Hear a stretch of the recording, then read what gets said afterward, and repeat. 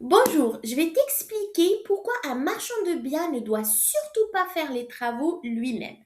Même si aujourd'hui tu penses que c'est le meilleur moyen d'économiser de l'argent. Et tu vas voir qu'en voulant économiser quelques milliers d'euros, tu peux en réalité perdre des dizaines de milliers d'euros sans même t'en rendre compte. Avant de commencer, si toi aussi tu veux apprendre à faire des opérations de promotion immobilière ou de marchand de biens, même sans argent, sans expérience et sans réseau, rejoins gratuitement notre groupe privé CBC.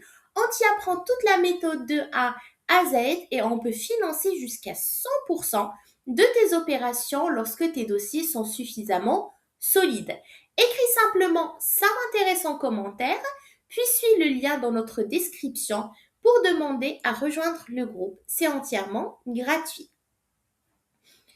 Il y a une image d'Épinal qui colle à la peau du marchand de biens débutant. Celle du gars en bleu de travail, un rouleau de peinture dans une main, une perceuse dans l'autre, et qui passe ses journées à refaire lui-même les appartements pour économiser les frais d'artisan. Si c'est comme ça que tu imagines ce métier, il faut changer complètement de vision. Parce qu'un marchand de biens n'est pas un artisan, c'est un chef d'entreprise. Son rôle n'est pas d'exécuter les travaux, son rôle est de trouver les bonnes opérations, de monter les dossiers, de négocier, de financer et de piloter l'ensemble du projet. Chez CBC, qui signifie Control Before Capital, la méthode fondée par Alexandre Petit, promoteur immobilier, marchand de biens et spécialiste des opérations financées sans apport, on insiste toujours sur un point essentiel.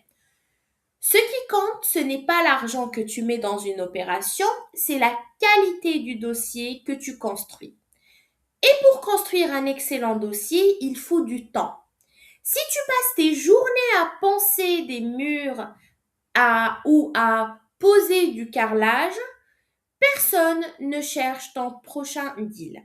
Personne ne négocie avec les banques. Personne ne prépare ton futur financement.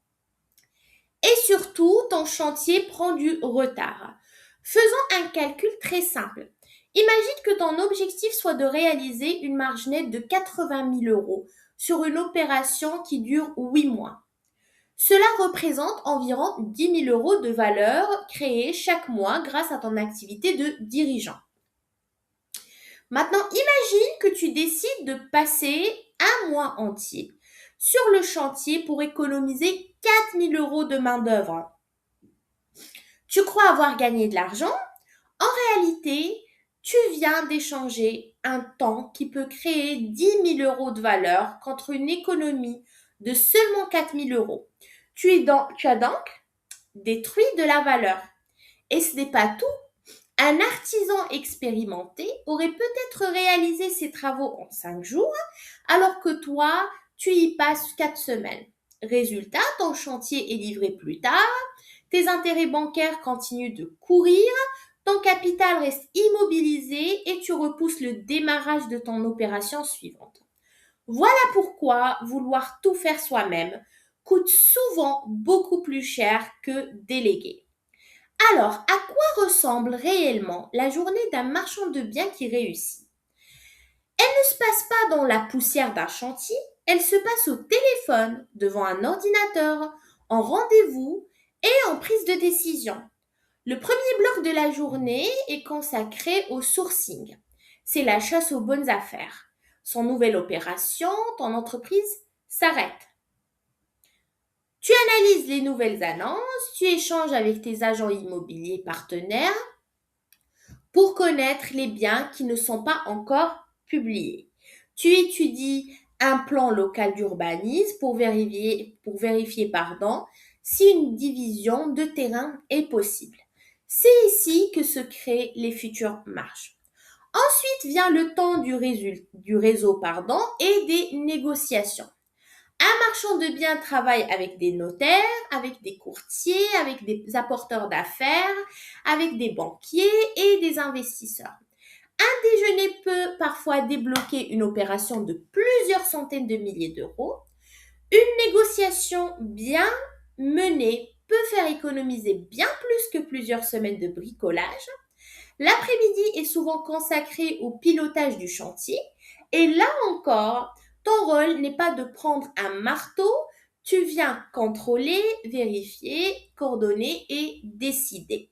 Tu vérifies que les travaux avancent conformément au plan, tu anticipes les problèmes avant qu'ils deviennent coûteux, tu prends des photos pour suivre l'évolution du chantier et documenter ton dossier. Enfin, la fin de journée est réservée aux chiffres.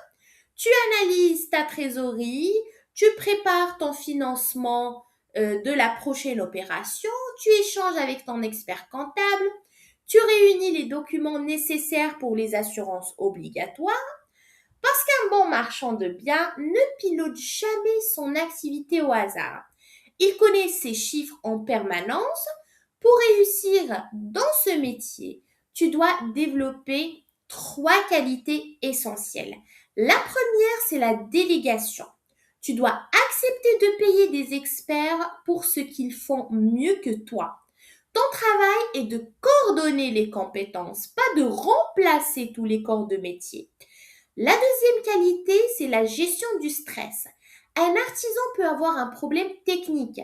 Un marchand de biens doit gérer des retards, des refus administratifs, des négociations compliquées ou des imprévus financiers.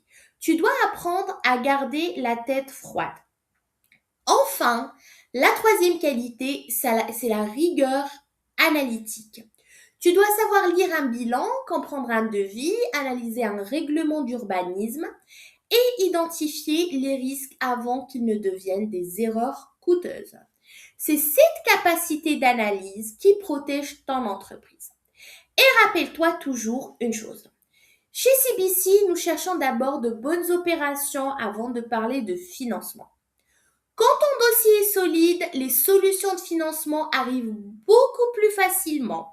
Le métier de marchand de biens est probablement l'un des plus passionnants et des plus rémunérateurs de l'immobilier, mais il demande une véritable transformation d'état d'esprit. Tu dois laisser ton ego de bricoleur au vestiaire pour enfiler le costume du dirigeant. Ton bureau est un véritable poste de pilotage. C'est là que tu crées le plus de valeur. Plus vite tu comprendras que ton temps vaut bien plus que les économies réalisées en faisant toi-même les travaux, plus vite tes opérations deviendront rentables, fluides et sécurisées. Et si tu veux approfondir le sujet, il suffit de t'abonner à notre chaîne parce que, comme d'habitude, je vais partager avec toi beaucoup d'autres vidéos sur la méthode CBC et tous les leviers qui permettent de réussir des opérations de promotion immobilière ou même de marchand de biens, même sans apport et même sans expérience. Il suffit d'écrire «Je veux rejoindre le groupe» en commentaire, puis suivre le lien en description pour faire ta demande. C'est entièrement gratuit. Et moi, sur ce, je te souhaite une excellente journée et on se dit à très bientôt dans une nouvelle vidéo.